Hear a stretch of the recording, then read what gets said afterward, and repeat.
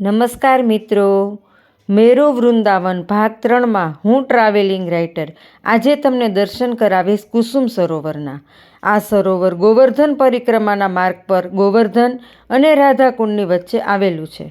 ગુલાબી રંગના કિંમતી રેતાળ પથ્થરમાંથી કંડારવામાં આવેલું આ સ્થાપત્ય 18મી સદીમાં ભરતપુરના રાજા મહારાજા જવાહરસિંહ દ્વારા પોતાના પિતા સૂરજમલની સ્મૃતિમાં બનાવવામાં આવ્યું હતું.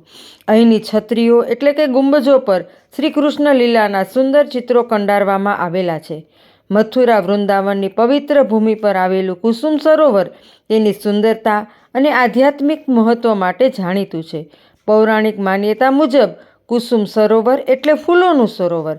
કહેવાય છે કે રાધાજી એમની સખીઓ સાથે આવતા અને ફૂલો વીણતા અને ભગવાન શ્રી કૃષ્ણ તેમને ત્યાં મળતા.